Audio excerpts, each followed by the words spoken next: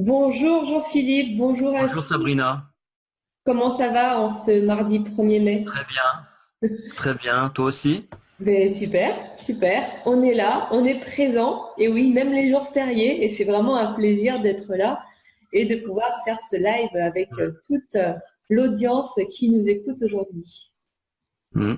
Alors le sujet va être un petit peu particulier puisque notre cadeau à nous aujourd'hui, eh bien, c'est un muguet virtuel. Et oui, on va être là pour parler d'attraction et de savoir comment pouvoir gérer les choses pour les faire venir à nous. Donc comment travailler, voilà, c'est beaucoup l'esprit, les pensées. Et aujourd'hui, on voulait aborder ce thème qui aussi est en lien évidemment avec l'entrepreneuriat. Alors pourquoi on est là aujourd'hui, 1er mai? Eh bien, parce que un entrepreneur, eh bien aussi se doit d'être là même les jours fériés, même parfois les dimanches. Il y a des gens qui veulent écouter, d'autres qui ne le souhaitent pas. Après, c'est un choix de chacun. Mais en tout cas, ça me paraissait important d'être là aujourd'hui pour vous montrer bien qu'on est avec vous et qu'on a vraiment envie de vous partager un maximum d'informations pour que vous développiez un business qui vous ressemble. Donc aujourd'hui, on parle de loi d'attraction, Jean-Philippe, et donc on va aborder trois conseils justement pour vous qui vont vous aider donc dans votre développement. Est-ce que avant d'aborder ces trois conseils, tu veux dire un petit mot voilà sur cette journée aujourd'hui pleine de muguets et un petit mot justement pour notre audience? Oh là là, oui, il y a beaucoup de sujets dans ce que tu évoques. Disons que euh, quand on parle de la loi d'attraction, il ne faut pas forcément confondre avec le marketing d'attraction. C'est encore autre chose. La loi d'attraction, en fait, on en parle beaucoup depuis un célèbre best-seller qui est intitulé Le Secret. Qui a été rédigé par une Australienne, je crois, qui s'appelle Rhonda, je ne sais pas si je prononce bien, Burn, enfin, peu importe, et qui en fait énonce un principe, je dirais, un peu schématisé, là je vais le schématiser un petit peu, selon lequel finalement ce que il arrive dans notre environnement et la vie que nous traversons est en quelque sorte le reflet de qui nous sommes et très concrètement de comment nous pensons. Voilà, en étant entendu que la pensée serait une énergie et pas simplement une espèce de sécrétion comme le foie sécrète la bile. Voilà, c'est un peu plus que ça. D'attraction est pas nouvelle. On en parle depuis fort longtemps. Un des premiers qui en est parlé vraiment, c'est le célèbre Napoléon Hill. Mais un des premiers, il n'est pas le seul. On lui doit d'ailleurs, enfin certains disent d'ailleurs que Napoléon Hill est probablement le père du développement personnel. Bon, mais peu importe, on va pas rentrer dans ce genre de considération. Ce qui est certain, c'est que il y a quand même une grande passerelle entre développement personnel et puis loi d'attraction. Euh, et quand je dis ça, je pense aussi à beaucoup de gens qui la caricaturent un petit peu, cette fameuse loi d'attraction, parce qu'ils voudraient la dépasser, c'est bien naturel, où on trouvait des failles. Alors, je ne sais pas si ça a du sens, mais ce qui est important, c'est de savoir si, oui ou non, la loi d'attraction peut, en fait, en disant ça comme ça, arranger nos business, nos affaires, nos activités indépendantes. Ça, c'est vraiment la question. Et moi, j'y ai répondu, mais chacun doit répondre pour lui-même, en fin de compte. Je pense pas que il faille comme ça asséner des vérités qui voudraient être universelles. Il faut d'abord commencer par soi-même et regarder si ça fonctionne sur soi. Et à partir de là, ben, on en tire les conclusions qui s'imposent. Mais pour parler de moi, et je m'en excuse, euh, la loi d'attraction, moi, j'ai pas attendu le best-seller, le secret pour déjà tenter et essayer d'appliquer. J'applique ça depuis très très très longtemps et j'ai vraiment constaté que il y a eu quand même des bifurcations très importantes dans ma vie, des transformations grâce à cette façon de penser qui consiste à être au moins conscient, au moins ça, de ce qui nous traverse ou de positif ou de négatif. Parce qu'à partir de là, on a un petit peu un peu le contrôle, même si le mot est parfois mal compris. Hein. Le mot contrôle, il faut l'entendre au sens anglo-saxon du terme. C'est pas du contrôle. Contrôler ne veut pas dire fliquer. Ça veut dire simplement être conscient de ce qui se passe pour être à la manœuvre. Un peu comme un capitaine sur son navire. Il est à la manœuvre. Voilà. S'il est sur une tempête, ben il faut qu'il contrôle les choses. Et ça n'a rien à voir avec le flicage. Voilà, je voulais faire cette parenthèse. Donc, être au contrôle de sa vie, c'est ça, c'est être à la manœuvre. Et ça repose sur cette manière d'être conscient des pensées qui nous habitent. Voilà. Et à partir de là, plein de choses peuvent s'enclencher et probablement même attirer les choses presque volontairement à soi. Tout à fait. La vie que l'on mène, eh bien, c'est le résultat de toutes nos pensées et de toutes nos émotions. Donc, c'est important de parler de ce sujet et de voir comment on peut se l'approprier pour déjà bien le comprendre et ensuite pouvoir l'utiliser. Alors, le premier conseil qu'on pourrait apporter aujourd'hui à notre audience, c'est bien d'y songer véritablement, de découvrir ce que c'est la loi d'attraction pour ceux qui ne connaissent pas, ou ceux qui en ont déjà entendu parler, eh bien, de vraiment y réfléchir, de se poser et de voir comment ils peuvent l'utiliser dans leur quotidien pour justement développer ce mode de pensée plutôt positif. Oui, en fait, ceux qui nous écoutent ne sont pas vraiment penchés dessus, moi, je peux que les inviter à aller enquêter. Le mieux, c'est de lire un livre papier plutôt que d'aller regarder des vidéos YouTube, même si ça a son intérêt, évidemment. Mais c'est bien de lire un livre papier. Pourquoi? Parce que c'est un moment où on se pose. Voilà, on a un bouquin entre les mains, on se pose et voilà, et on parcourt le livre. Et c'est un vrai moment consacré à soi-même. Donc moi, pour moi, c'est un premier vrai conseil que je pourrais donner, c'est de lire un livre, encore une fois un livre papier qui traite du sujet. Tout à fait. Et des livres, il en existe plusieurs. Oh, il y en a plein. Il y en a Voilà. plein. Je ne veux pas en recommander un de livre parce qu'en fait, il faut que le livre que vous choisissiez, ce soit le vôtre. Voilà, parce que vous allez être guidé par une espèce d'intuition qui va vous faire acheter un livre plutôt qu'un autre. Voilà. Et c'est comme ça qu'on chemine. Hein. Il faut cheminer par soi-même plutôt que d'attendre tout le temps les conseils des autres. C'est ça. Savoir s'écouter et être intuitif. Ouais, il faut vous faire confiance. Ouais. Tout à fait. Et donc après, par rapport à ce livre et à cette première expérimentation, eh bien, c'est sur 21 jours, de travailler sur une pensée dominante et donc utiliser cette loi d'attraction parce qu'on dit bien que au bout de 21 jours, les habitudes commencent à se créer, donc il faut le faire au quotidien pendant au moins ces 21 jours. Alors oui, c'est vrai qu'après, l'étape suivante, ça va consister à pratiquer.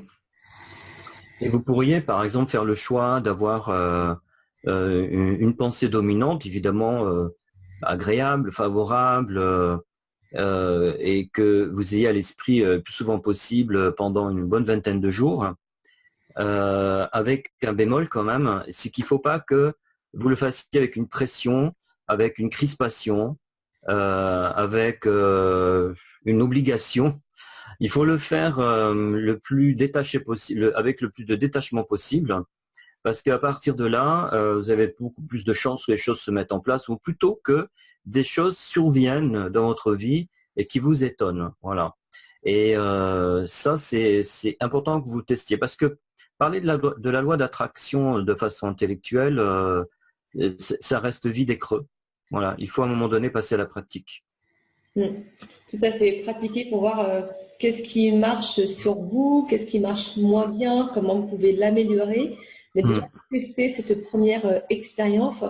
Et sincèrement, pour moi qui l'utilise aussi depuis plusieurs années, j'ai vu beaucoup, beaucoup de choses changer, que ce soit au niveau personnel, au niveau professionnel, parce qu'après, c'est à vous justement d'amener les choses par rapport au sujet, par rapport à ce que vous voulez améliorer chez vous. Donc la première chose, eh bien, c'est de vous renseigner vraiment sur ce que c'est. La deuxième chose, eh bien, c'est de le pratiquer, hein, de l'utiliser pendant au moins 21 jours. C'est très important, ne loupez pas une journée. Faites-le vraiment tous les jours, mais comme dit Jean-Philippe, faites-le parce que vous avez envie de le faire. Ça doit vraiment être un plaisir. Et donc, le troisième conseil qu'on peut vous aborder aujourd'hui, eh bien, c'est de surtout, surtout arrêter de chercher des preuves cartésiennes. Un petit mot sur ça, Jean-Philippe, pour aider les clients. Alors ça, c'est un sujet extrêmement passionnant parce que c'est l'éternelle question de savoir qu'est-ce qu'une preuve. Il y a eu beaucoup de gens qui ont écrit là-dessus. Et moi, j'aime bien sur ce sujet autour de la loi d'attraction et de toutes ces disciplines qui ont du mal en fait à être enfermées dans des moules explicatifs et méthodologiques. Moi, j'aime bien dire et qu'il faut pas confondre les preuves cartésiennes, les preuves rationnelles et les preuves existentielles. C'est totalement différent et le souci, c'est que on peut avoir tendance à confondre les trois et du coup, eh bien, on perd beaucoup en opportunité de progresser et d'avancer dans sa vie parce que on s'arc-boute sur quelque chose qui s'appelle une preuve cartésienne. Mais il y a plein de situations et de disciplines qui ont été plus ou moins prouvées ou prouvées purement et simplement sans que Descartes ait à avoir grand-chose là-dedans. Alors concrètement, qu'est-ce que ça veut dire? Ça veut dire que, en fait, si on prend par exemple l'exemple de la psychanalyse, la psychanalyse, ça n'a rien de cartésien, mais absolument rien. En revanche, la psychanalyse, c'est un corpus de données théoriques qui est extrêmement rationnel. Voilà. Et pour un psychanalyste, ce qui peut constituer une preuve, c'est ce qui fait sens. C'est une information qui est donnée comme ça à la surface de la conscience et qui tout d'un coup fait sens. Et là, il y a quelque chose qui se produit, qui peut être un renversement, qui peut être une transformation, et donc on a en quelque sorte une preuve rationnelle. En ceci que ça n'a rien de cartésien, mais ça obéit quand même à un corps de données théoriques clairement bien codifié et développé. C'est vrai également, d'une certaine façon, qu'on soit pour ou contre, s'agissant de l'astrologie. L'astrologie, ça n'a rien de cartésien, et c'est pour ça qu'il y a souvent un débat inutile à propos de l'astrologie. Mais l'astrologie, je regrette, mais il y a des développements extrêmement rationnels. Ça obéit à une rationalité précise, et donc par conséquent, on pourrait dire qu'il y a une seule démarche cartésienne et une infinité de rationalité. Voilà. Et puis il y a la preuve existentielle. Alors la preuve existentielle, c'est tout simplement une donnée qui a un potentiel de transformation tel que ça ne marche que pour soi. C'est-à-dire que là, en l'occurrence, quand on disait que faites expérimenter la loi d'attraction pendant une vingtaine de jours et regardez ce qui se passe, c'est vrai que ce que vous allez mettre en place, ça ne peut parfois ne marcher que pour vous, et ça va vous apporter des choses rien qu'à vous.